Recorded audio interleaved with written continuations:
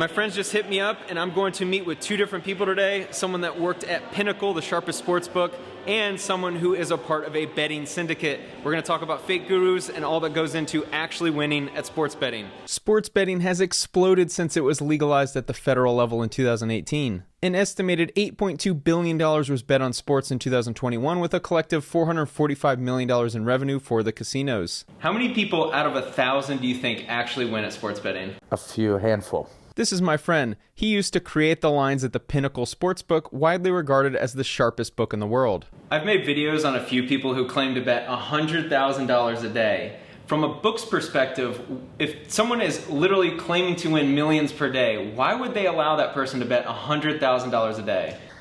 Because they're actually losers. Are you sure? Are you sure that these people aren't telling the truth? They're actually recreational bettors.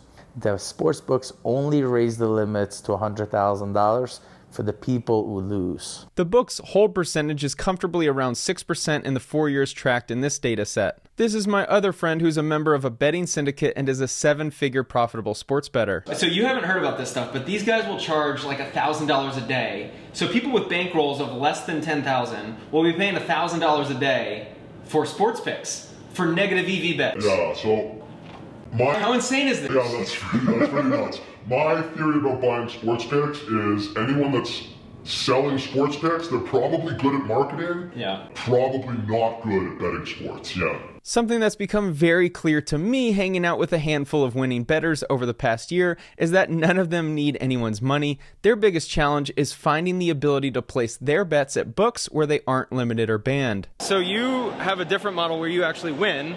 So then what is essentially the risk, or what's kind of the thing holding you back from growing your business? Getting accounts. We just need more accounts, constantly replacing accounts, because when you win, the bookies don't want to take your bets. And when they don't want to take your bets, they cut your accounts. And when they cut your accounts, it makes it so you are betting less. And you just want to bet more. So for you to be able to bet more, you need other people's accounts to help you bet more. What do you think is the edge of someone who actually wins at sports betting long term? Most big winners, long-term winners, they win around 2 to 3%.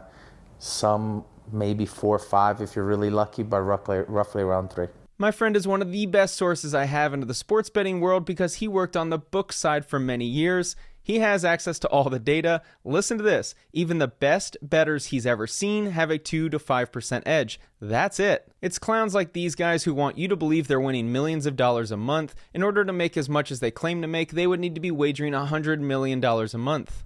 So for the audience to understand this, that means if someone's putting down $100,000 in action, that means they'll walk with $103,000, $3,000 to profit. Right, so the goal is to get down as much action as possible. It's very important to make a lot of money sports betting. You have to be able to bet a lot, and it's very important that you have an edge of at least a few percent. All right, what just happened? So my friend from Georgia wanted me to bet 10 grand on a game tonight. Why in the world is this a bad bet? Because he just bet minus 155. You can bet minus 146. On Pinnacle right now. So he's betting every $100 to win, he's betting an extra $9 risk. And with winners getting 3% edge, they're basically... He's basically, even if there was an edge, he could have gone so much better. There is no edge anymore, but he's not shopping for a good price. When we all go to the grocery store, we're all shopping for sales and discounts, but with sports betting, nobody cares. This is 99% of sports bettors, though. Yeah, they just don't care. From a sportsbook's perspective, how do they treat the winning players versus a losing player, or what you traditionally would say a recreational player? So usually there's 2 different business models that sportsbooks have. There's the Pinnacle and the Bettors and the Circa of the world. They allow winning customers to keep betting. And what sportsbooks do is they use that information to be able to win more money from the recreational players. If I am running a book and I get a few smart people who bet my game, they're kind of telling me what the outcome of the game is going to be. So I'm going to use that information to move my lines, to incentivize people to bet the other side. And that's how the sports books make that a profitable exchange. There's other sports books like DraftKings and FanDuel. They have a different business model where they kick out winning customers. And really, they only want recreational customers. Some of these fake gurus that I've gone after, they call me a hater, funny enough, but their system is the martingale system.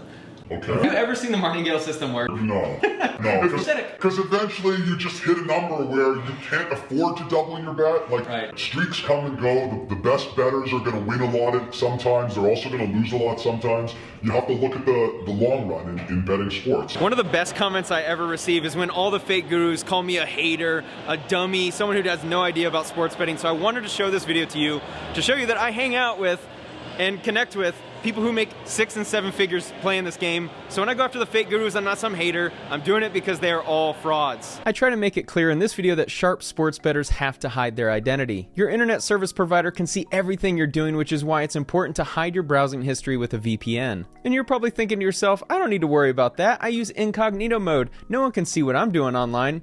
Sorry to ruin your day, but your internet provider and the sites you browse can see all of your data. I partnered up with Private Internet Access VPN for this video because of how necessary it's become to surf the web with a VPN. PIA VPN keeps all of your information secure by encrypting 100% of your data with the most powerful encryption available. PIA can bypass ISP throttling, avoid DDoS attacks and other cyber harassment, unblock geo-restricted games and content blocked in your country. They have other useful features like split tunneling, ad blocking, and kill switch, which ensures your connection is truly secure. It is the fastest VPN on the market right now, and they have servers in 84 countries worldwide. PIA VPN has given me their best deal ever, just $2.11 a month, plus 3 months free, which is 83% off only for my channel. They are also offering a 30-day money-back guarantee if you don't like the product or if it doesn't meet your expectations. Use my link for a special discount of 83% off plus 3 months for free by using my special link in the description. Back to the video. One thing I've noticed about all these fake gurus that I've gone after, they are desperate for money. Like, their business model is attracting money. Notice being around people that win, like, you don't even ask for money from anyone. No, so anyone who actually wins betting sports has accumulated a bankroll over time where they just want to bet bigger and bigger, and even if they're not just betting, like a syndicate is usually more than just one person, so they can't even bet enough money for their own group. So your money brings no value to them. They don't need your money.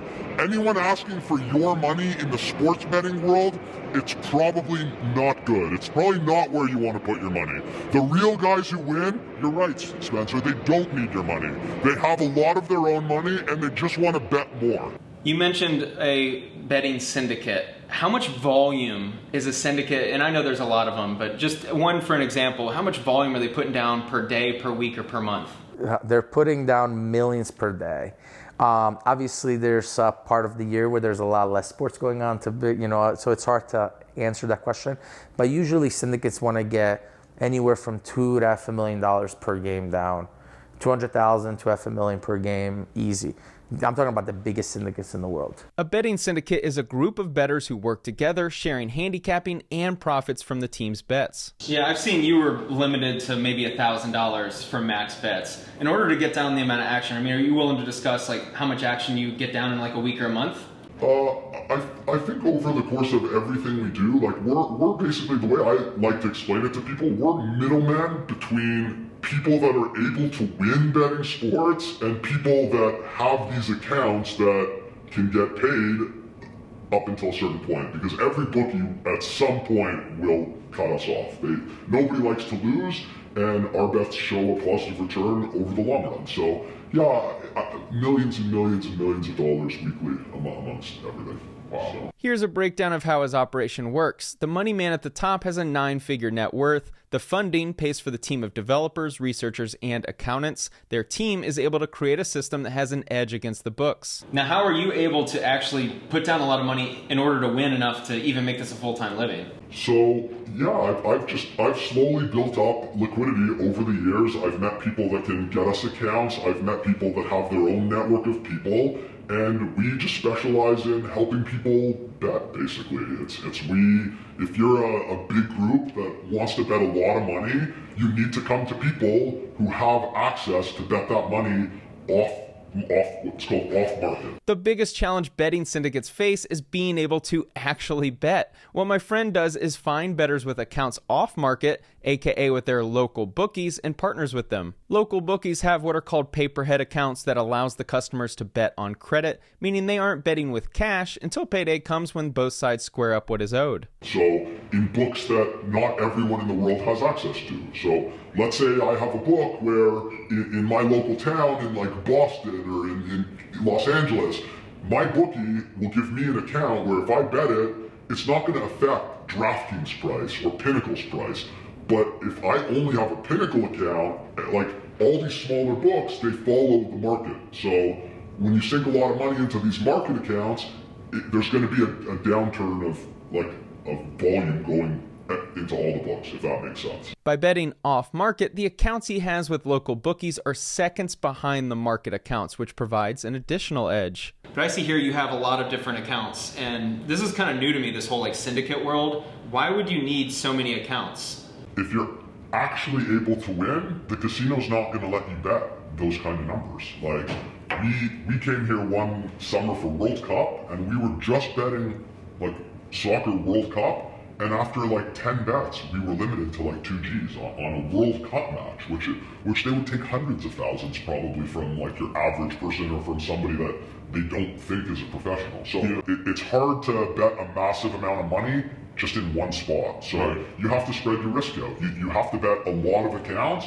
but to bet a lot of accounts, if you don't have a way to automate it, it takes 30 seconds or 60 seconds to bet an account. If you have hundreds of accounts, you can't bet hundreds of thousands in a short period of time unless you have a way to automate it. So that's kind of what a quote-unquote bot is for. It's just a way to, like a tool to help you bet all of your accounts if you have too many accounts to bet all at the same time. My friend has access to over 1,400 accounts. How does he get that many? He partners with groups around the country who have accounts with local bookies. Here's an example. He partners with a group in a city like Atlanta where 100 guys have accounts with local bookies. All local bookies with paperhead accounts have access to an online portal where the bets are placed. My friend has access to every account in his network through software he created, allowing him to place a single bet across 1,400 accounts at once. From the book's perspective, what happens when you sense either a person or a syndicate comes in, they have an edge, and they've got serious volume coming in?